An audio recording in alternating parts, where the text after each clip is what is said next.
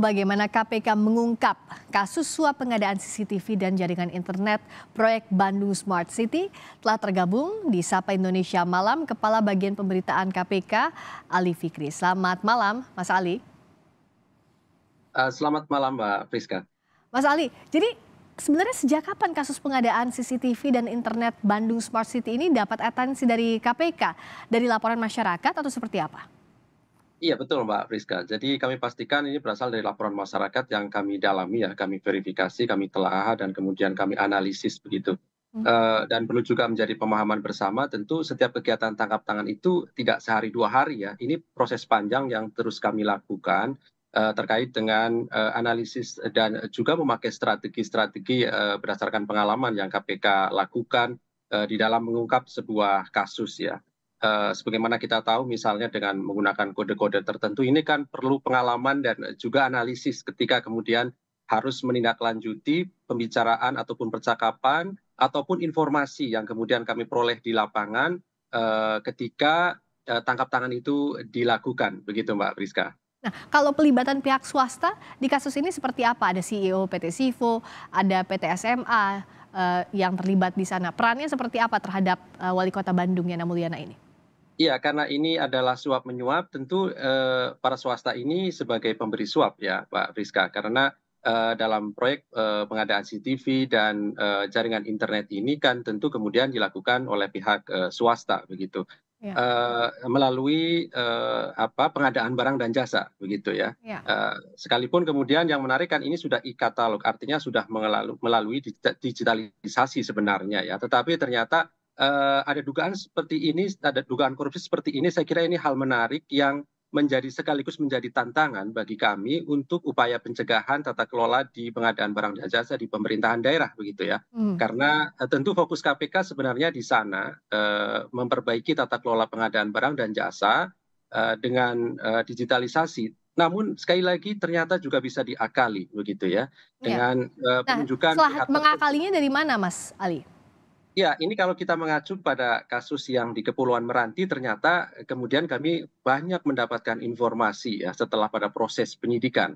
Misalnya ternyata ada kong kali kong, ada kolusi begitu ya di antara mereka dengan memanfaatkan teknologi misalnya yang ada. Hmm. Nah ini juga saya kira hal baru dan menarik untuk kemudian KPK akan nanti kaji lebih lanjut sehingga dapat memberikan masukan, perbaikan kepada tata kelola di pemerintahan daerah maupun di kementerian dan lembaga dalam hal pengadaan barang dan jasa ke depannya, begitu. Mhm. Nah, dan ini sudah pasti masuk ke kantong pribadi Wali Kota Bandung ya, karena barternya dengan harta, ada barang mewah juga begitu yang didapatkan suapnya Wali Kota Bandung Yana Mulyana ini, Mas Ali?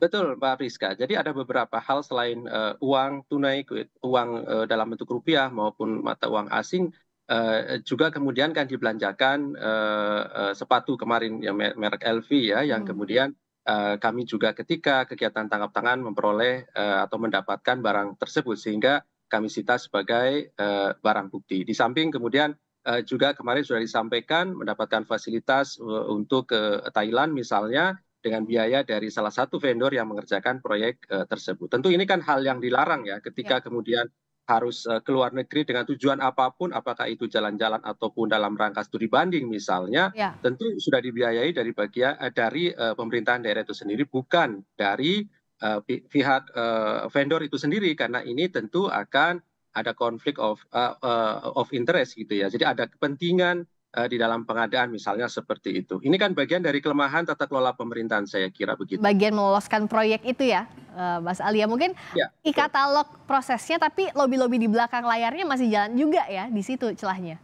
Tepat. Jadi itulah yang kemudian memang perlu perbaikan di sisi sumber daya manusianya begitu ya. Mmm. Apapun kemudian teknologi yang dipakai, digitalisasi yang dipakai, kalau tanpa pendidikan anti korupsi, kalau tanpa kemudian membangun budaya anti korupsi di sumber daya manusianya, tentu pemberantasan korupsi juga tidak akan berhasil. Oleh karena itu, KPK kan memakai 3 strategi dalam upaya menurunkan angka korupsi ini. Yang Ya. pertama pendidikan anti korupsi, yang kedua pencegahan, dan kalaupun masih terjadi, maka ya kami lakukan penindakan dengan tangkap tangan seperti ini.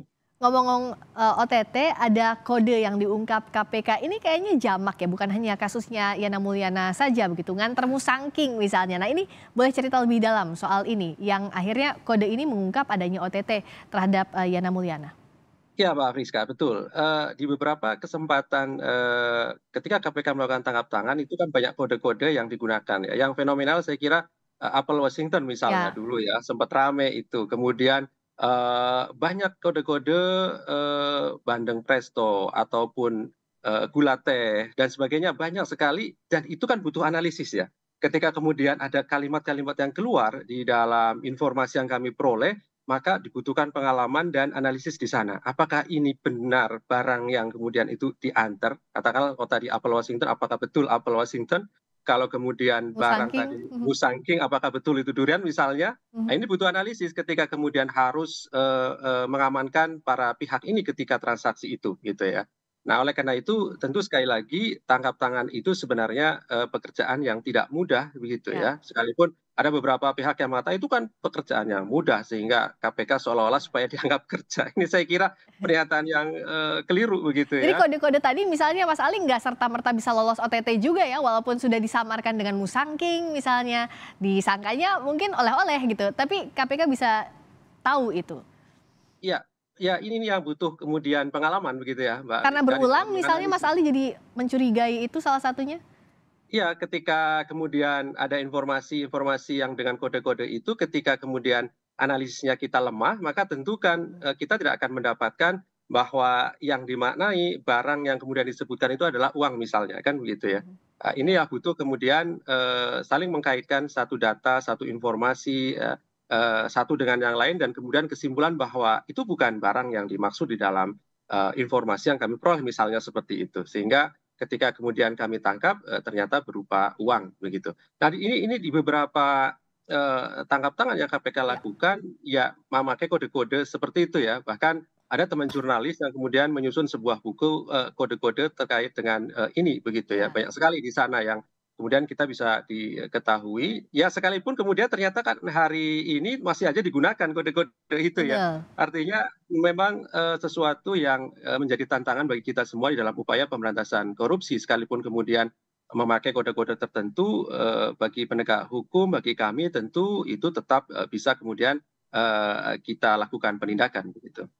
Nah, sampai sekarang Mas Ali Fikri perkembangan kasus ini total suap yang diduga diterima oleh Wali Kota Bandung berapa, juga kerugian negaranya berapa, serta siapa-siapa saja yang masih akan diperiksa terkait kasus ini?